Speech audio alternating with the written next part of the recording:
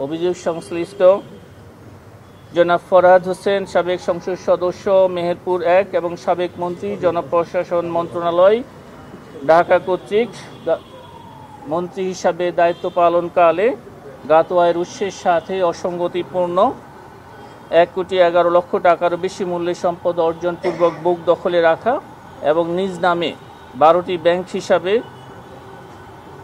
6,54,00,000 টাকা জমা এবং 6,35,00,000 টাকারও বেশি মূল্যের অর্থ উত্তোলন পূর্বক অস্বাভাবিক এবং সন্দেহজনক লেনদেন করার অপরাধ অনুসন্ধানকালে প্রমাণিত হয়েছে। এই কারণে তার বিরুদ্ধে দুর্নীতি দমন কমিশন আইন 2004, দুর্নীতি প্রতিরোধ আইন 1947 এবং মানি লন্ডারিং প্রতিরোধ আইন 2012 এর সংশ্লিষ্ট ধারায় একটি মামলা রুজুর সিদ্ধান্ত গৃহীত হয়েছে।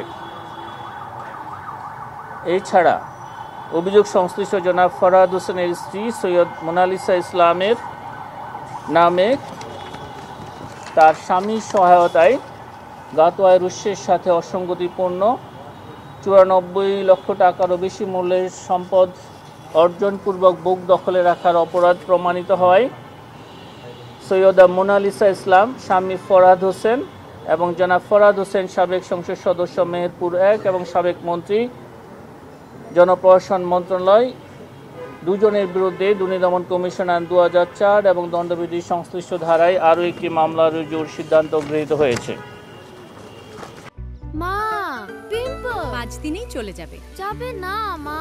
যাবে। নিমের 5 অংশের পাওয়ারে 5 দিনেই দূর হবে পিম্পল। হিমালয়া পিউরিফাইং নিম ফেস ওয়াশ।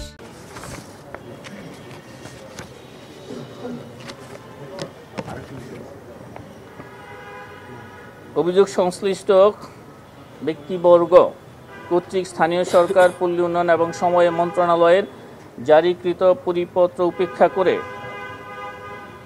প্রয়োজনীয় পূর্ব অনুমোদন না নিয়ে সমিতির বার্ষিক সাধারণ সভায় গঠিত বিক্রয় উপকমিটির সুপারিশ ছাড়াই প্রতারণামূলকভাবে অপরাধমূলক বিশ্বাসভঙ্গ করে আল ফাতিহা বহুমুখী সমবায় সমিতির নামে 67.75% জমি বিক্রয় করে এবং বিক্রয়কৃত জমির বিক্রয় মূল্য 2,10,00,000 টাকারও বেশি আদায় করে সমিতির তহবিলে জমা না দিয়ে আত্মসাৎ করার অপরাধ অনুসন্ধানকালে প্রমাণিত হয়েছে।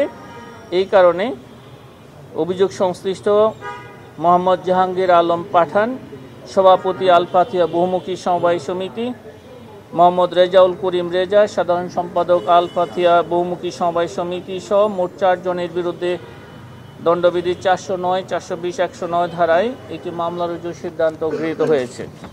এই ছাড়া অভিযোগ সংশ্লিষ্ট জনাব মোহাম্মদ জাহাঙ্গীর আলম পাঠান, সভাপতি আল ফাতিহা বহুমুখী সমবায় সমিতি, জনাব মোহাম্মদ রেজাউল করিম রেজা, সাধারণ সম্পাদক আল ফাতিহা বহুমুখী সমবায় সমিতির সহ মোট 7 জনের বিরুদ্ধে জ্ঞাত আয়ের উৎস বহির্ভূত সম্পদ অর্জনের প্রাথমিক প্রমাণাদি পাওয়ায় তাদের প্রতি দুর্নীতি দমন কমিশন আইন 2004 এর 26(1) ধারায় সম্পদ বিবরণী দাখিলের আদেশ জারির সিদ্ধান্ত গৃহীত হয়েছে।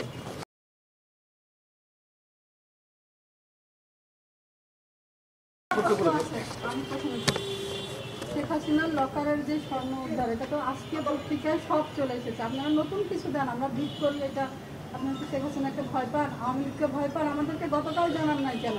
মানে আজকে সব জায়গায় সবকিছু চলে এসেছে। আমরা দুদক ভিট করি, দুদকের ইনিশিয়েটিভ এটা, আমরাই কেন? আমাদের আপনাদের জ্ঞাতার্থে বলছি যে এই কার্যক্রমটা অনেক রাতে শেষ হয়েছে। এই জব্দ মানে ব্যাংকিংয়ের রেগুলার কার্যক্রমে যাতে ব্যাঘাত সৃষ্টি না হয় সেই কারণে এই কার্যক্রমটা শেষ করতে করতে তাদের অনেক সময় লেগেছে। আমি যতদূর জেনেছি রাত 10টারও পরে এই কার্যক্রমটা প্রত্যেকটা জিনিস পুঙ্খানুপুঙ্খভাবে ইনভেন্টরি করার কাজটি অনেক সময় লেগেছে। সেই কারণে কিন্তু আপনাদেরকে মানে জানানোর সুযোগ ছিল না। এই কার্যক্রমটা আমরা না সে দেখেন দেন যে যেটা ছাপা হয় আচ্ছা। নাই সেটা আক্তার ভাই, ইনফরমেশন গল্পের দিচ্ছেন। উপদেশ হচ্ছে যে মিডিয়াকে যদি আপনি মানে না জানান তাহলে মিডিয়া ভুল নিউজ করবে বা আপনাদের মানে ক্রেডিট লস এটা এরকম একটা বড় আচ্ছা ঘটনা আপনারা গণমাধ্যমকে জানিয়ে এটা তো গোপন লকার না, গোপন লকার না, এটা তো বড় একটা ঘটনা। গণমাধ্যমকে শুধু আমার দেশকে আপনারা দিয়েছেন, অন্য কাউকে দেন না। এটা তো আপনাদেরকে অনেক ধন্যবাদ। একটা আমরা পত্রিকাকে শুধু আপনারা দিয়েছেন। আমরা কোনো প্রিন্ট এবং ইলেকট্রনিক মিডিয়াকে আমরা কোনো তথ্য পরিবেশন করি নাই। আমাদের সে পুরো কার্যক্রমটা শেষ হলে কি পাওয়া গেল সেই তথ্যটা আজকে আমাদের জানানোর ইচ্ছা ছিল, কিন্তু কোনো পত্রিকায় ছাপা হয় ছাপা হয়ে গেছে।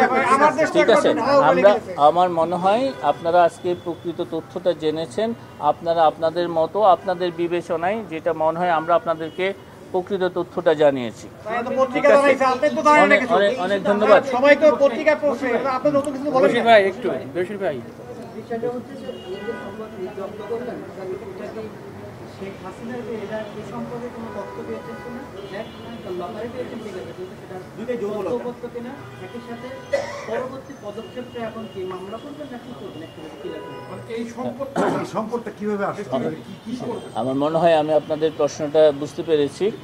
এখানে আমি কিন্তু খুব ক্লিয়ার করে আপনাদেরকে জানিয়েছি যে এখানে কিছু স্বর্ণালঙ্কার তার ব্যক্তিগত ছিল, সাবেক প্রধানমন্ত্রী ব্যক্তিগত ছিল, কিছু স্বর্ণালঙ্কার তার মানে মেয়ের ছিল, কিছু স্বর্ণালঙ্কার তার বোনের ছিল। এই বিষয়ে যার যার এইখানে আলাদা আলাদা মার্কিং করা ছিল স্বর্ণালঙ্কারগুলো।